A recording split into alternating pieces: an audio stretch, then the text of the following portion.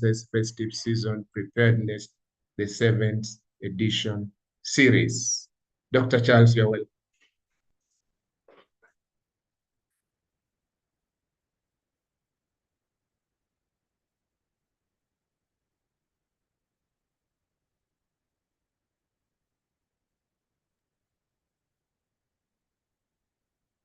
A very good morning to all of you. Thank you so much, Dr. Robinson Ogwang, for the introduction. It's humbling, it's cool, and puts me in the mood to speak to you this morning. I want to thank the technical team behind the scenes for making sure that we are connected. Today, we are discussing the topic managing expenses, festive season preparedness. Colleagues, the festive season happens every year, but each time it happens, it is as if it is new. There is a lot of excitement, there is a lot of happiness, there is a lot of joy, and which is a very good thing. So what happens is that the festive season can be joyful, it can be flat like any other day, but it can also be stressful. So our focus of attention today is to examine from the financial perspective how the three aspects of being joyful, of being flat like any other day, and of being stressful can be looked at from the financial perspective. So we are going to pay attention. We are going to pay attention to two aspects. The two aspects are what happens before, during, and after the festive season. Why is that important? Because the festive season does not just happen. There are things that happen before, there are things that happen during, and there are things that are the after effects of the season. So we'll pay attention to that. The second area is the festive season spending, influencers, and opportunities. And we are going to examine 9 of them and their opportunities around us. Now, if you are looking on your screen, there are pictures there. That also puts you in the mood of what happens around the festive season. It means there is a lot of joy making. I see some meat. I don't know whether it is pork or goat or beef. I see some kalo, I see some matoke, I see some UG, and I see some lady warming to partake and some other people who are waiting to partake. I also see a number of people in Christmas caps and with the glasses in mood of the festive season. So that's what we'll be interrogating and how we can make it better from the financial perspective. Now, colleagues, the festive season comes with a lot of promotions and a lot of marketing. You will see so many things like half price, 50% discount, best deal. When you look at 50% discount and half price, they are virtually the same. They are virtually communicating the same. They are all attracting you to buy for the festive season. You will see several Black Fridays with Christmas offers, with Christmas gifts, with Christmas vouchers upon purchasing a certain amount and quantity. All these are very, very important. And you need to look at it from the perspective of where you can tap from it as opportunities, but also of making sure you get the maximum benefit out of it, because the tendency is, because of this excitement, we tend to go beyond what we had intended actually to purchase because of the excitement. And you find you have bought things that you actually don't need in your real life situation around the festive season. Now, we're going to look at a number of things that influence as before, during, and after the festive season. Around the festive season, cash in our pockets starts to itch us. The itching to spend tends to rise during the festive season. Why? Because maybe you have worked hard, you have been putting some money aside, now it is the period you feel you have to spend. But remember, there is also January that will be coming. So when the itching becomes too much before and during the festive season, it will be also very itching in January when the pockets tend to be empty. And that's when other people are targeting you, the money lenders, the banks, for opportunities to give you money because they know you actually used yours during the festive season. The second is impulsive spending. And impulsive spending comes out of the interest to spend because the environment around you creates a conducive environment for spending. Now, the conducive environment for spending attracts you to spend more, spend more, and spend more. You start to buy things that you had not thought about. You start to buy things that you are seeing other people spending on. You start to buy things that people are talking about. That tends to be called impulsive spending. Now, we also tend to spend in anticipation. You are expecting a Christmas bonus. You are expecting some payment coming through within November or December. And because of that, you start spending. And when you spend, and sometimes the anticipation does not materialize, then there is a threat that you will be financially stressed before, during, and after the festive season. There is also a tendency, colleagues, of comparison. Because your peers are doing A, are doing B, are doing C, you also tend to do the same. And because of that, you end up spending more money around the festive season than you had anticipated and planned to spend.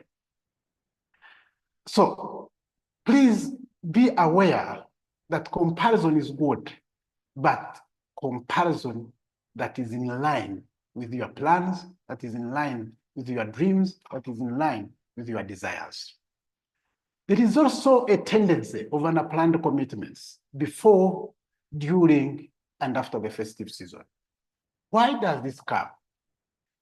There are many things around the festive season that come in. That's when you remember you have to buy a gomez for your auntie, for your grandma. That's when you remember you have to buy a council for your grandpa. That's when you remember that you have not paid the salary for your maid. That's when you remember that the worker at home has been working for the last 6 months and you have not paid him or her. And all of those accumulate and become unplanned commitments around the festive season. What do those unplanned commitments do?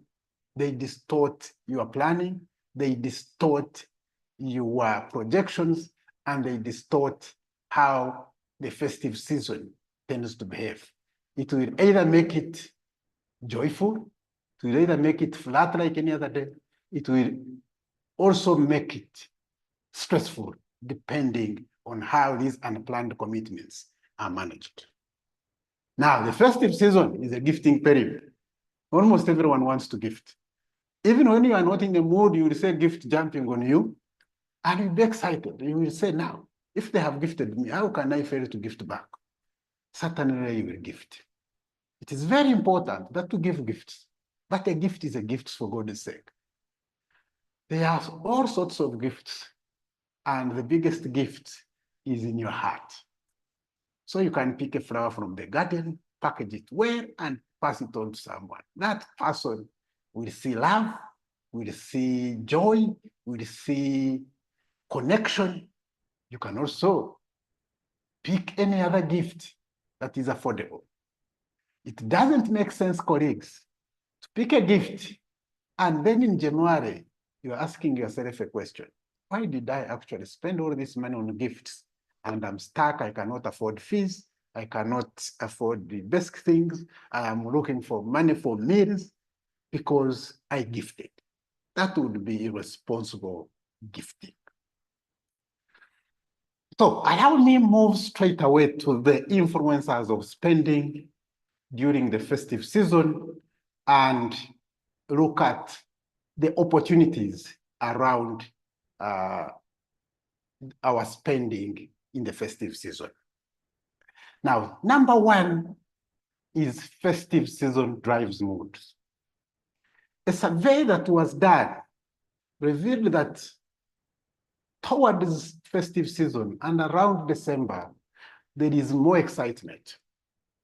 And the excitement drives moods towards spending. Now, when the moods towards spending increase, the propensity to spend significantly increases. That's why when you see a signpost 50%, you are excited. Yet you have been sometimes seeing the 50% discount and you have not been going there.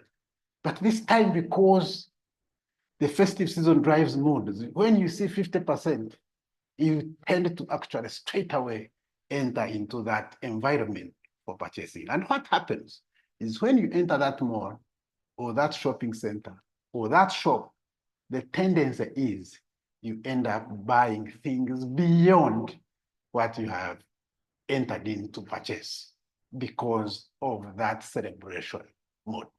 I'm not saying you should not be happy towards the festive season. I'm only telling you that you should be alert during the festive season so that you are not driven into purchases that you will regret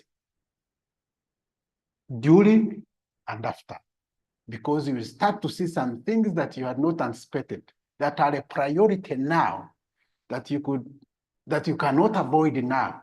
And the money has already been spent and committed on things that you not necessarily need now.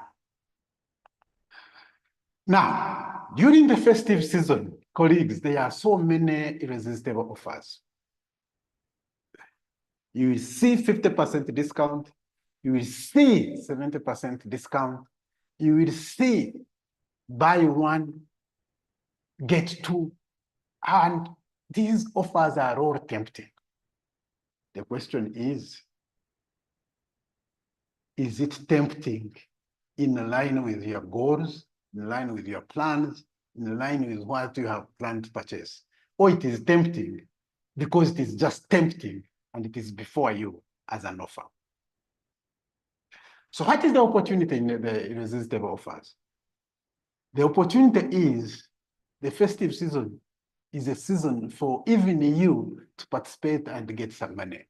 So what are you offering to the market that you are also making other people get attracted to, so that they are also giving you money in exchange?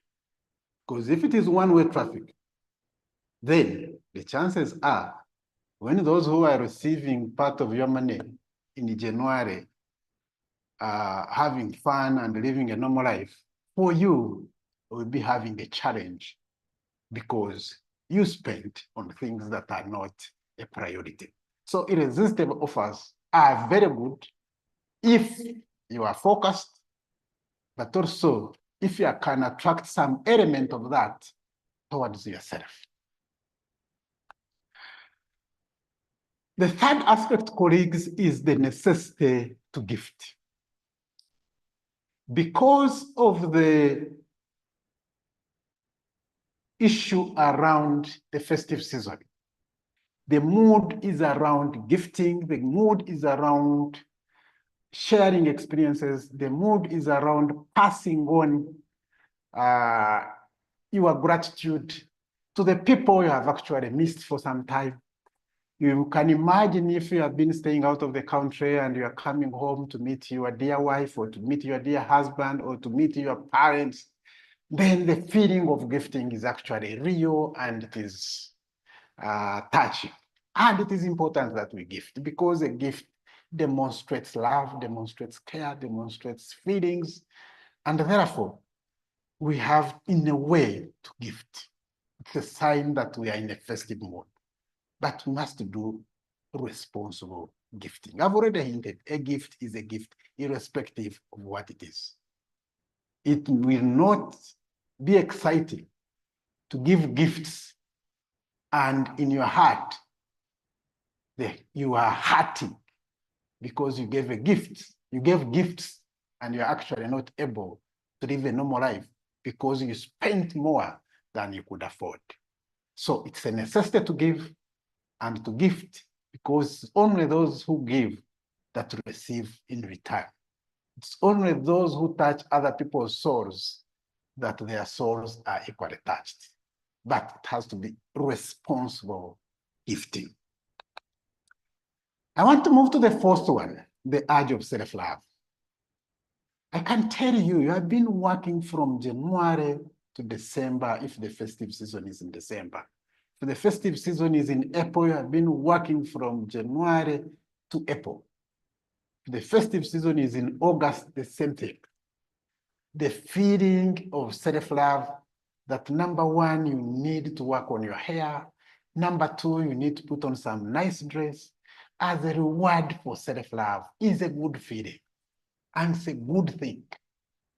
The issue is it possible to create self-love continuously so that you don't buy things once and you think you have created self-love and you stop there?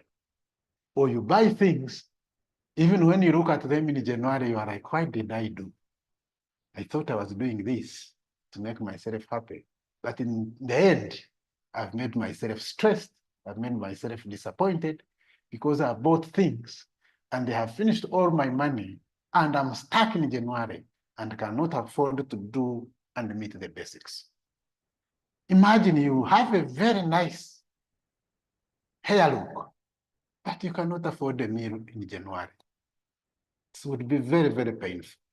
So that would not ordinarily be self-love. It can actually translate into self-hate. When I talk about hair, I talk about many other things also in relation to men. Men tend to have self-love around the tables. They darken the tables with drinks to show self-love, to show commitment and fun with friends as a sign of self-love. So that has to be done in view of the period before, during, and after, when you actually need to continue living the same or a better life after you have taken action on your self-love. Let's turn to the cultural and social expectations. Where we come from, there are a lot of expectations from our parents, from our guardians, from the community, from our families. Our children at home are expecting new shopping. Our children at home are expecting better meals during the festive season. Our parents at home are expecting a number of things. We are also expected to renovate our houses. We are also expected to contribute to a number of functions and activities around the festive season. All these are social obligations. And these obligations tend to constrain us, tend to stress us if we don't plan and we don't become firm on certain positions. It would be very, very painful to meet social expectations when you are hurting inside and you are running up and down to borrow for survival. Even during the festive season, you are calling someone and saying, please send me 1 million shillings. There are things I have to sort out now. You are calling someone and saying, I need fuel to take me back to Kampala because all the money I had is finished. When you actually contributed to a number of social functions and obligations.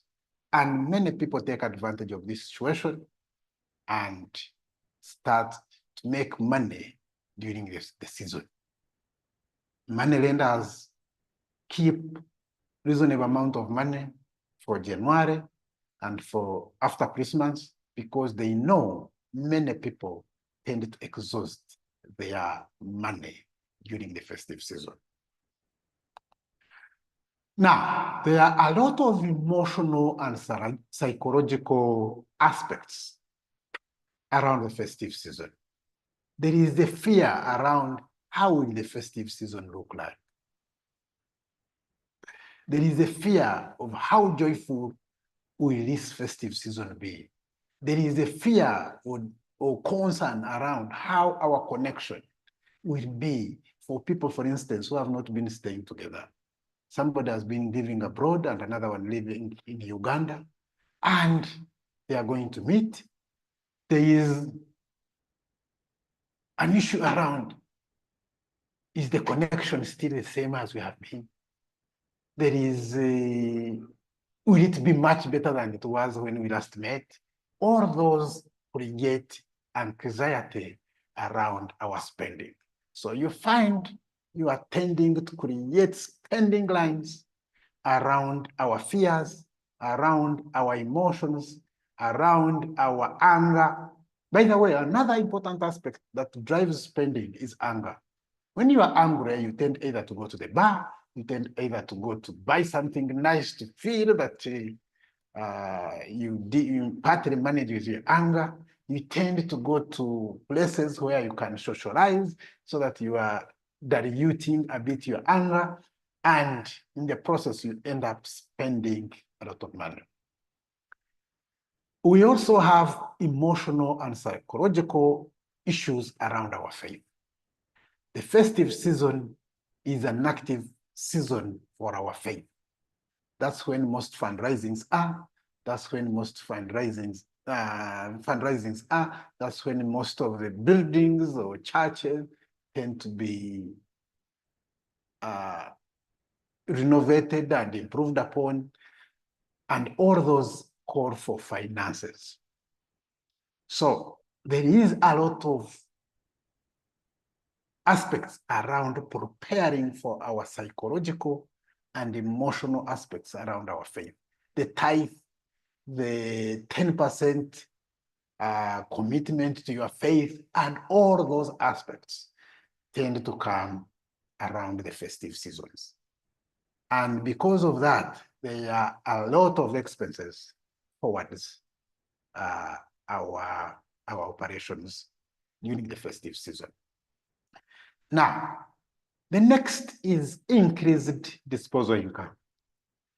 Colleagues, you will notice that around the festive season, there is in one way or another increased disposable income. The disposable income generally comes either out of the bonuses, out of the 13th paycheck for those institutions and organizations that pay the 13th month. It will also come through saving efforts over the period, over the various periods. And because of that, toward the festive season, there is normally a little more money available for you. What happens is, because there is more disposable income, the propensity to spend also significantly increases. That's why in my book, break expenses rising to outpace income becomes fundamental. Why does it become fundamental? Because you have increased disposable income, your expenses can significantly increase and even surpass your disposable income. And when that happens, then the purpose of the increase in your income around the festive season loses meaning.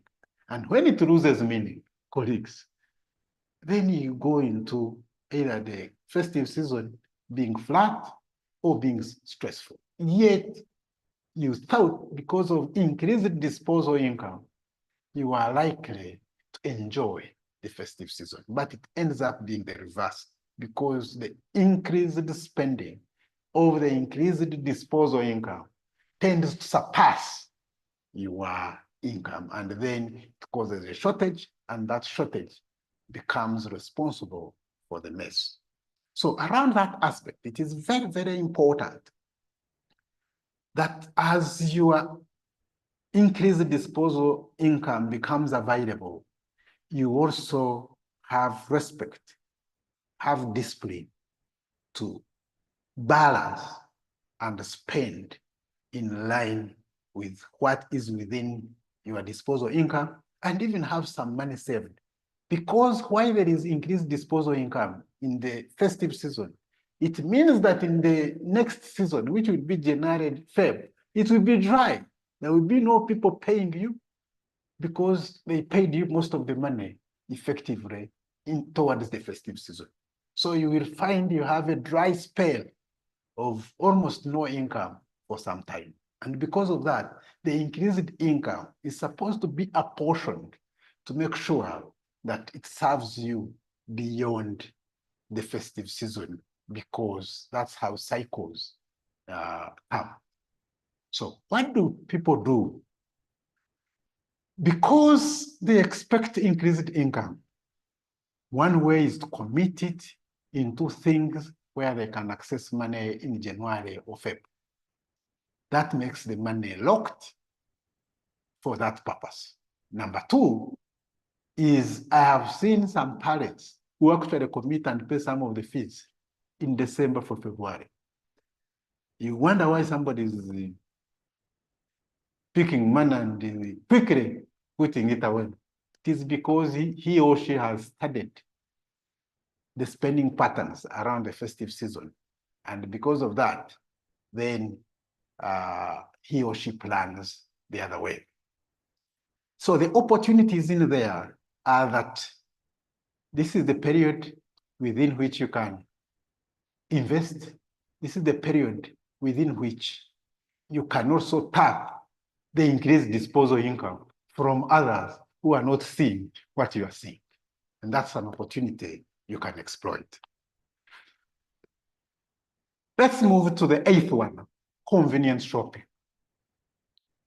Because they know people are in the mood to spend, people position themselves to attract you in a manner that is convenient for you to buy. Those pictures there are pictures around 24th in Kampala here. You can see people with buveras, you can see people really in mood to spend, because the goods have been positioned in a manner that you will be tempted to look there and actually going to buy. Very few people would go from their home to buy a Christmas tree. But because you are passing along the road where they are selling Christmas trees, you are actually tempted to buy one. Because you are seeing a lot of gifts, a lot of flowers, a lot of whatever to give, you are tempted to also buy something to give. It's not bad.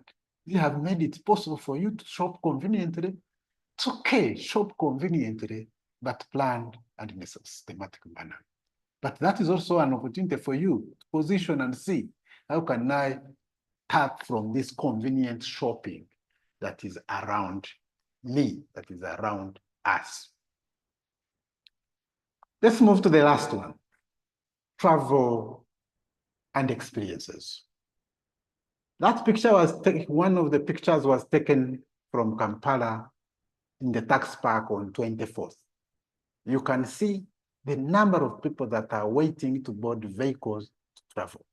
This is when the transport significantly increases. That's when sometimes even theft increase because of congestion. That's when the little money you had put aside that you would ordinarily enjoy during the festive season ends up being spent in transport or lost in that kind of environment.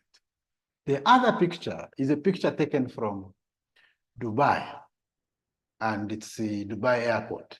And you can see there, it is also busy, and many people are on holiday, so they are spending on travel, they are spending on entertainment, they are spending, and which is okay, provided you have planned for it, and you have put your contingency mechanism for making sure that that experience, that travel, that enjoyment becomes helpful to rejuvenate you before, during, and after the experiences. Otherwise, it would be counterproductive to go and have fun, and you come back when you are financially stressed and you cannot survive properly in the month of January. I want to leave you with a quote from Charles Dickens, that I will honor Christmas, and I want to make it clear that it can be Christmas, it can be any other festive day. In my heart, I will honor the festive day in my heart and try to keep it all the year. How wonderful would it be that you honor the festive season with all your heart and keep it all the year with fun, with joy, with happiness? That would be wonderful. That's what I wish for you in the festive season coming forward, so that 2025 is filled with love, with care, with joy, with happiness. I thank you so much.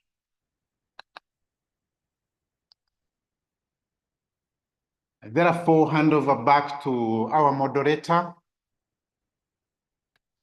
Dr. Robinson Ogwang. Thank you very much, Dr. Charles, for this wonderful, timely, informative, and very practical session, managing expenses, festive season, preparedness. Being very, very practical and very, very realistic, we appreciate your presentation. Dr. Charles. Yes, Doctor. You reminded me of a business school expression that buying things you do not need with money you do not have, to impress people you do not love. Managing expenses, festive season preparedness.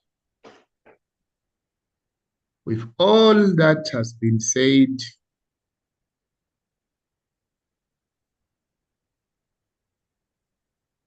how do we plan? You know, festive season is coming. You know, all these factors surround us. But how do we navigate festive season with all this information? Because at times you have the knowledge, but execution is the issue. With your experience as a coach, as a mentor, someone who have transformed businesses, because this is also the season to see the opportunities in everything that you do. How do you navigate? Thank you so much for the question. It's a very broad question, but I will attempt to answer it in a manner that clarifies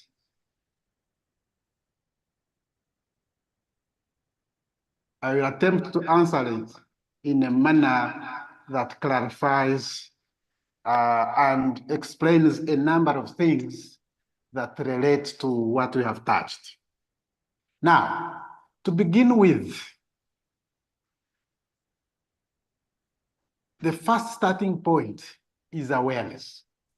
The moment you are aware, it's the beginning part to start making changes around your spending. But if you are not aware, you actually continue in that dark, thinking that it is the best environment you are in. So first step is awareness. The second step is that you start plan now that you are aware. I can tell you, you can plan to achieve 80% of the things you are hoping to do. But even if you achieve 50% of those, it is much better than that one who did not plan and therefore did not achieve any. It is because of that that it becomes fundamental that you become aware, then you plan, and in the process, you start to achieve some of the targeted areas. Thirdly, is when you have planned and you have done some things, you are building confidence, you are building resilience that it is possible. And therefore, the ability to do consistent actions over the years becomes possible. It is because of that that this festive season may be flat like any other, but because of the lessons you pick, it can make the next festive season joyful. Because of the stress environment the previous season created, you pick lessons that can help you change the incoming festive season. It's in that view that planning gets connected to awareness, gets connected to execution, and then impact and results start to be experienced. Otherwise, if you are not aware, if you have not planned, and if you have not taken action, then you have remained in the actual dark. I thank you. Thank you very much, Dr. Charles. Globally, the economic situation is very tight. Difficult cash flow situations. Businesses are struggling. Business owners are looking for the way forward.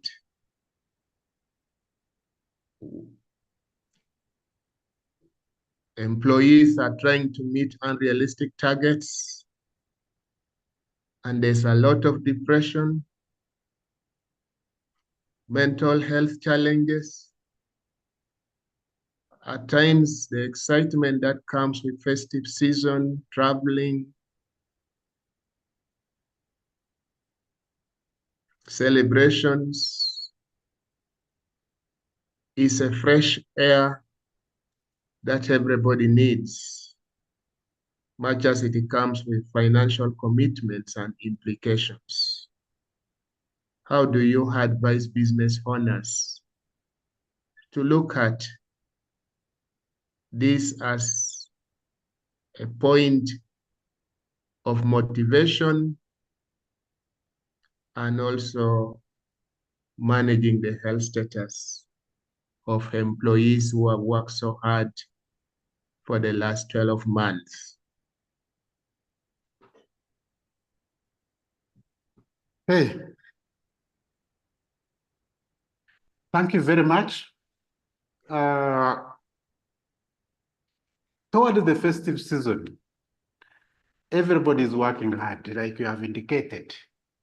Business leaders, executives, employees are all working hard because there are deadlines, there are targets, there are follow-up matters, and that's why there's normally a reward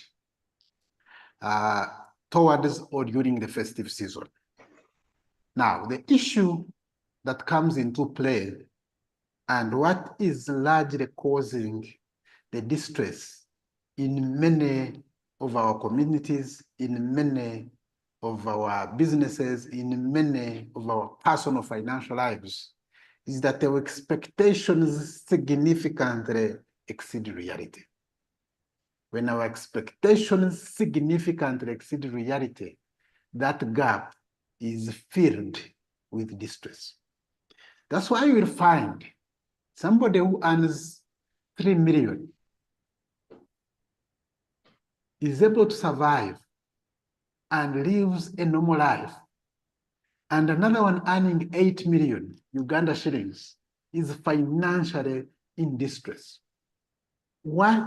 Because the expectations of a person earning 8 million, if they are not regulated within reality, that I earn 8 million and this is how best I can use it to live a normal life, then that gap tends to create the stress around the things he or she wishes to have. And because he's all the time looking at the things he's wishing to have, it tends to cause distress around the person. Now, because of that, it becomes very important that we pay attention, one, within our limits. What do I mean within our limits? Within our earning potentials. That does not mean that we don't need to be ambitious. We need to be ambitious, but look at them as targets, not as reality. It is something you're aspiring to, but live within the reality as you work towards what you aspire to. That's why the Christmas vouchers they give around the festive season are aimed at boosting morale to fill that gap, to make sure that people can have some fun, some joy around the festive season. But the issue then becomes, how do you contain and remain within the resource envelope that is actually there as you work towards looking for a better life, working towards improving your incomes? Because the first thing is you have to live. And you can only live when you are healthy. You can only live when you are fit. You can only live when you are eating well. You can only live when your emotions and psychological behavior is under control. But if you are living not in reality, but in expectation all the time, then the tendency is that you will be stressed.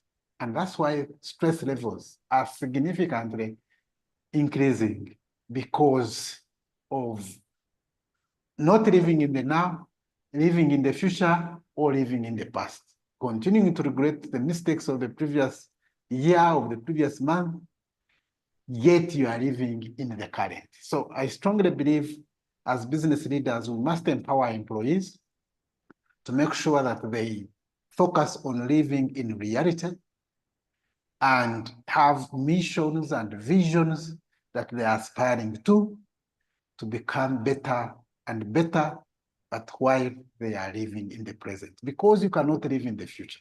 You can only live in the present. That would be my comment in that regard. Thank you very much, Dr. Charles. It is getting exciting, very interesting. And let's look at the chat room. And Julius, in a season where promotions like buy one, get one free are so tempting. Travel for a 3-day holiday in Dubai at as low as 900 United States dollars. How can we balance taking advantage of these offers without falling into the trap of overspending or unnecessary purchases? Great. From Charles, from Julius, Dr. Charles, that great attractive offer. And how Thank you do so you much, get? Julius. Yes. It's an interesting question, and it deals with many aspects around our goals, around our missions, around our emotions. Now, if we had planned to have a holiday in Dubai in December, and you have this offer coming forward that is in line with your holiday period, why not take it? I would be very fast to take that offer. The problem would be if I run to take that offer when it was outside my budget and I am going to look for money right and center to spend because there is an offer. That would be a mistake. In my view, that would be a mistake. But you have planned, you are expecting to travel to Dubai, and you get an offer. Wow, that would be a very good opportunity to benefit from, enjoy. So emotionally, it means that you had put aside some money, and emotionally, this offer creates a saving. And in reality, it creates fun because you have money available for you for enjoyment. How it becomes a disaster is you even have a loan that is outstanding. You have fees coming up in January, and this offer becomes irresistible for you. You even go further to pick money from friends or from colleagues, and because you're also seeing some of the colleagues are taking advantage of that offer, you also join the bandwagon. That bandwagon will be very costly because just the offer in itself may be low, but there are other associated costs. There will be tours, there will be shopping, there will be whatever. All those become incidental costs to your travel.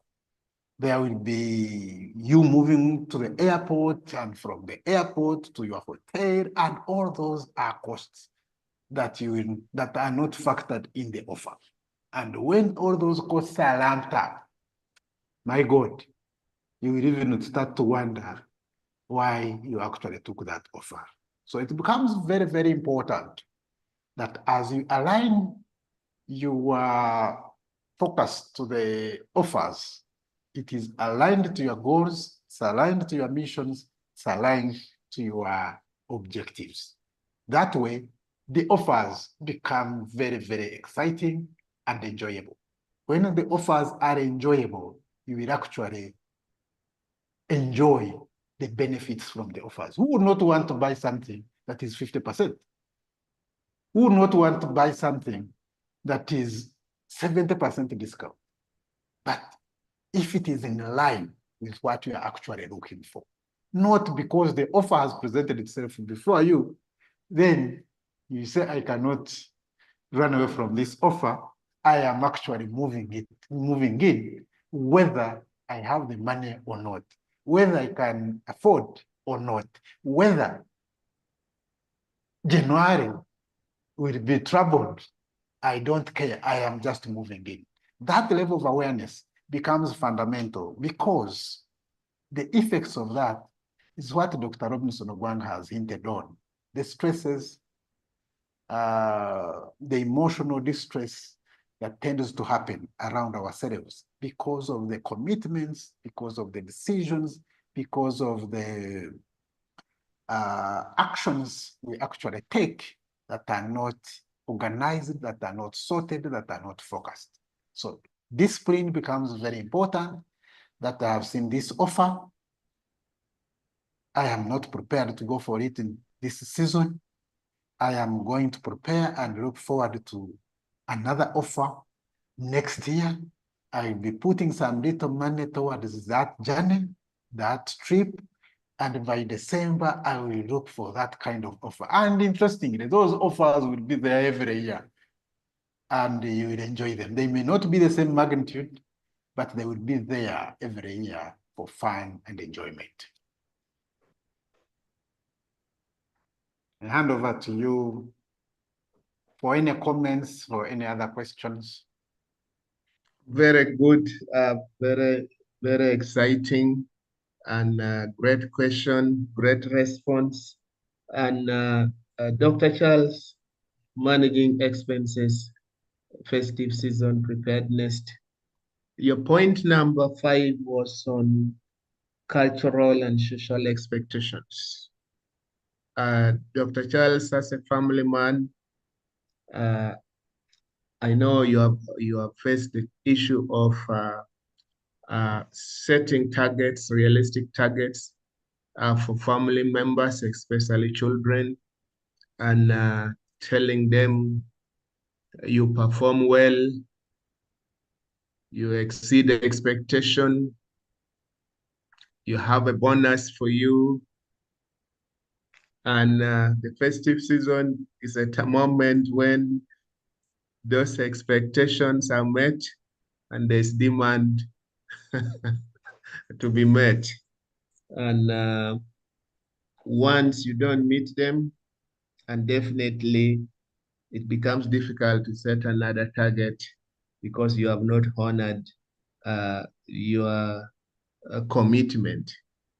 And as a parent, how do you navigate this kind of situation, given our editions and the information that we have just shared? Thank you very much. The question is straight, clear, and it calls for looking at the foundations. And I want to pick from the aspect of the word commitment. Commitment actually means that you are making a decision now to spend money in the future. So most money is actually spent at commitment level. The day you say, my children, next year I will give you a holiday to Dubai, that's the point you have spent. The day you say, my children, when you perform well, I will do this for you, that's when you have spent the money. The day you say, my children, the moment you perform well, I will take you to the best school, that's when you have committed and spent money. So we need to realize and start to make decisions, start to make commitments when we are waiting for. Because if you make commitments that you cannot afford, you have an obligation to actually meet them because they are a commitment you have determined to spend at the time you have made a commitment. So if you told your children that you are taking them for a holiday, come December, during this festive season, please do so because you actually committed that you are going to take them.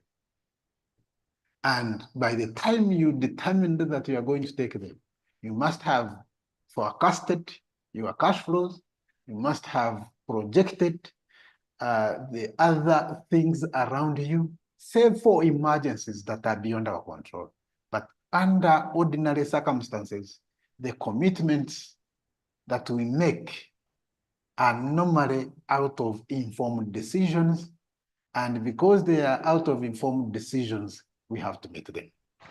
Now, of course, there are commitments that are not planned for, like in that nature. There are commitments related to our cultural environment. You have gone home. The expectation is that you are going to have a family gathering. And in that gathering, maybe you'll slaught a goat, you'll have some drinks. That in a way, if you have been going regularly for Christmas, that is an expectation you already have and that you can plan for in anticipation. Meaning, there are sacrifices to make in order to meet that expectation. If you wanted to buy 2 suits, buy one, you know the other is going to be enjoyed through the eating. This year, you may not even buy some clothes. Put on the old ones. Nobody is looking at your clothes for God's sake. Nobody will say, last year you put on this suit, and this year you are putting on the same suit. Nobody is looking at that. But we tend to have emotions, and then we fail to balance our commitments in line with the social and cultural aspects. And then we end up financially strained around the festive season. So for me, I would begin from the principle of the foundations. What is informing my commitment to say, when you perform well, I will take you to the best school in the country? That is an open check. And if you have said so, that open check will be very costly for you. If you have promised in January that you are going to give your children a trip to Dubai, you must have planned, and every month you are putting money aside towards that. Of course, the plan is a plan. You can adjust and say, look, we have got a number of issues. We are scheduling to next year. It can still be managed, but still a commitment must be fulfilled. Otherwise, you will never be trusted again and will become a problem.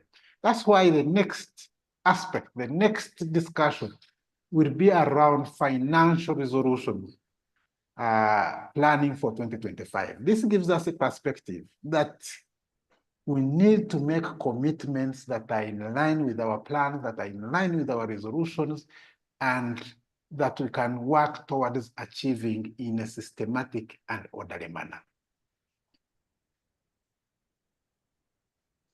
Thank you, thank you, thank you very much. Dr. Charles, as a business leader and someone with experience as an accounting officer,